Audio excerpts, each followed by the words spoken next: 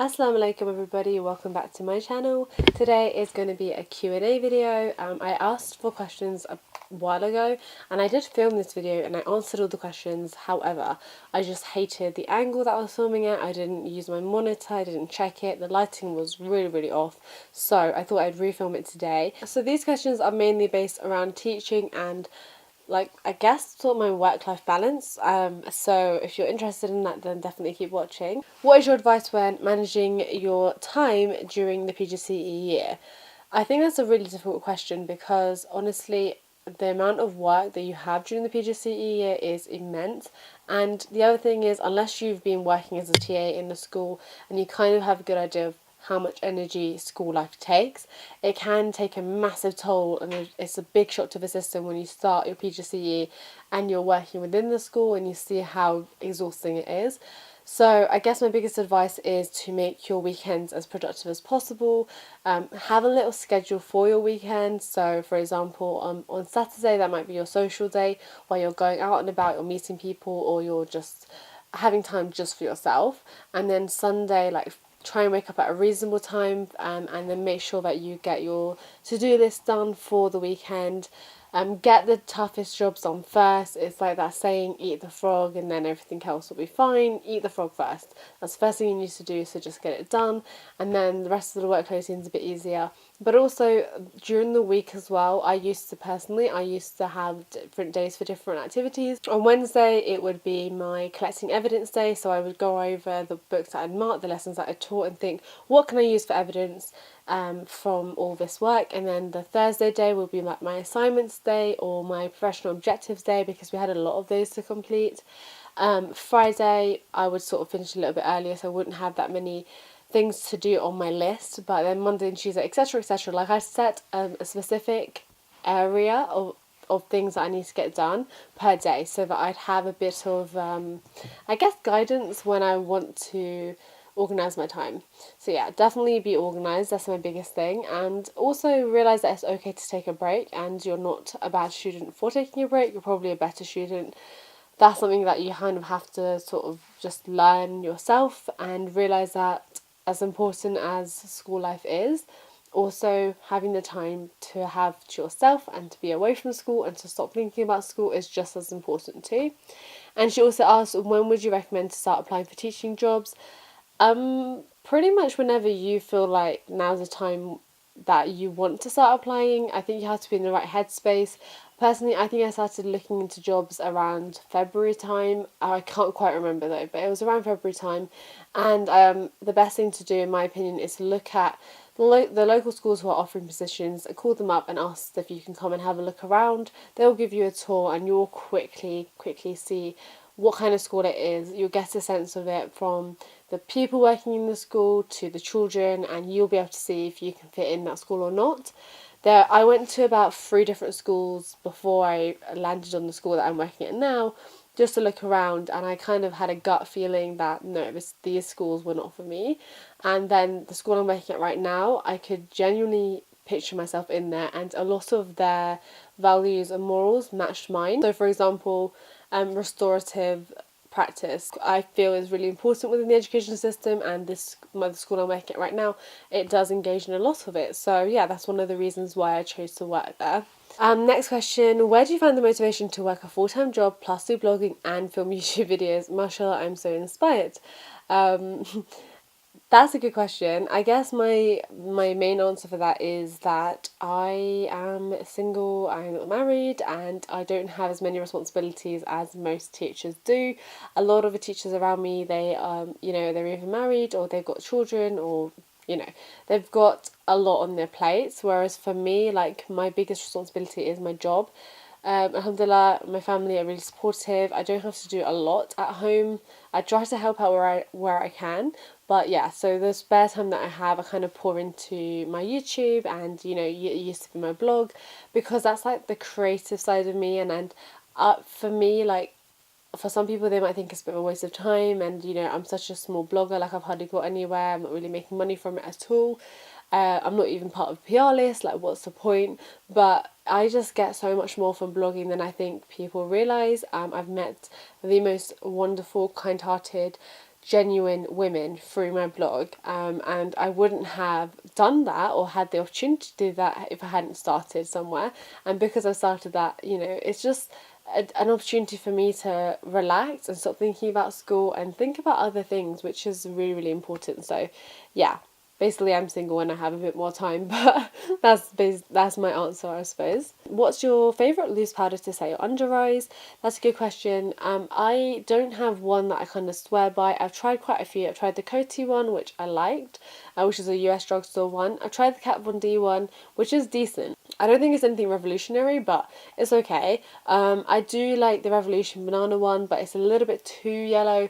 So at the moment, my favourite one probably has to be the Primark setting powder mixed with the banana one. I feel like that colour that I achieved does the best in terms of baking. If there's one thing you wish you could do again from your teenage years, what would it be? By the way, I love your videos and blog. Thank you so much. That's a really good question. If there's one thing I could redo from my teenage years, I'm going to have to think about this one. I'm going to answer this half from school perspective and half from outside of school. So if I could... Oopsies, my label's been showing this whole time, hasn't it? If I could go back to school as a teenager, I think I would try to pay more attention in maths, and I think I would ask for help sooner, because one thing I was really bad at as a student in secondary school was not asking for help. And actually as a teacher now, I realise that we appreciate it so much when students ask for help because it's our job to help, but we can't necessarily help if we don't know that you need that, you know? So I would definitely go back and ask for more help and be a bit more confident in that and just put that tiny bit more effort in, I guess. But alhamdulillah, like I've done well, but that's probably what I would change.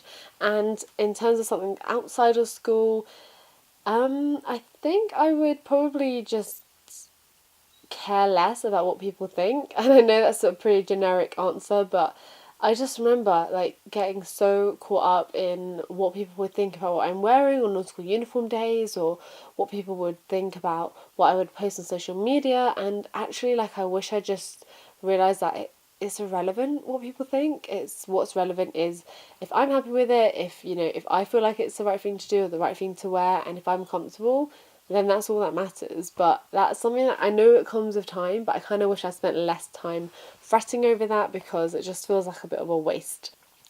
Next question is, what advice would you give to organise schoolwork and how to be prepared for exams? I think the main thing is before your exams, like several months before your exams, you need to list out everything you need to know. So make lists of things you need to know, and then get some calendars, like a calendar for January, a blank calendar for January, February, March, April, May. You can print them out, and then give yourself a list of deadlines. So have, like, at the start of, for example, like the 12th of February, you're going to start revising this module, and then the 18th you're going to start revising another module, and just set yourself out those little milestones, or those little dates, I guess you could say, and that way you'll keep on track of your revision. I think the hardest thing about being a student is sometimes the learning doesn't actually stop until 2 months before the exams, and the biggest mistake I think you can do is wait to leave all your revision right till 2 months before your exams. You're supposed to be revising from the get-go. From September, when you're learning these things, you're supposed to be then going home and condensing your notes. For example, if you make like 2 pages of notes, you can condense it down to 1 page, and then a month later condense that down to like a note card size, because that is a psychological learning technique. Actually, it's just when you're condensing things down, you're making your knowledge pathways even stronger within your brain, because you're just repeating it, and the more you repeat information to yourself and the more you reiterate it in your head, the better you will remember it. So that's definitely my biggest tip, and I did do that for a lot of the time in GCSEs and in A-levels. I wish I was a bit more organised with it, but that does honestly really work. So condensing your notes over a period of time and then going over them, repeating them again and again. The more you know it, the better you'll be able to answer the question. So that's my biggest tip for being prepared for exams. Organising schoolwork, I guess it would be similar to how I organise my teaching workload, really, is have different days for different tasks or different subjects, for example, and definitely buy yourself a diary. They're really, really useful, a paper diary, so you can write down what you need to do. I make loads and loads of to-do lists. That's definitely something that helps me to kind of put into perspective what I need to do in the day. Another technique that is really useful is the Pomodoro technique. I think I said that right, I might not be though. There is an app available for it, which I will leave linked below, but basically it revolves around the premise of doing like 40 minutes of solid work and then giving yourself a 5-minute break, like going for a walk, stretching your legs, going to get a drink or whatever, and then coming back and doing more work. And then that way you're just staying really focused. So I'll leave that below. I think the app will explain it better, but that's definitely the best way to be productive in my eyes. And also just to turn off or block yourself from those websites that you spend far too long on, Tumblr, Netflix, whatever it is. It's just zapping away precious time that other people are using to get the best grades they can. So use it sometimes, you know what this label can say, whatever. Use those websites sometimes, of course, use them in your break time, but try to refrain from them as much as possible, because then you've got the whole summer to go on them, like you've got all that time afterwards. So yeah, that's my biggest tip there. This was a very education based Q&A, so I hope that if you're watching still, you enjoyed it. This label has annoyed me. I hope it hasn't annoyed you too much. It's annoying me, but the colour of this hijab is so beautiful. It's from Heart Hijab, which you might have seen on the label, and it also has beads on here and pearls. How pretty is this? But because I'm losing sunlight, I kind of just wrapped it around as quick as I could, and now I'm wishing that I'd taken a bit more time and care, but never mind. Never mind, it's fine. This is my biggest problem. One of my biggest problems is trying to not be such a perfectionist all the time. I think that if I had tried to stop being a perfectionist sooner, I would have got more things done. And perfectionism is awfully linked to procrastination. Trust me, I know. I did my whole dissertation on procrastination. Procrastination, genuinely, it ruins lives. I'm not joking. It ruins lives. Anyway, totally going off on a tangent there, but if you did enjoy this video, definitely hit thumbs up. Let me know your exam preps and tips down below for my lovely watchers and readers, and I will see you in my next video. Bye!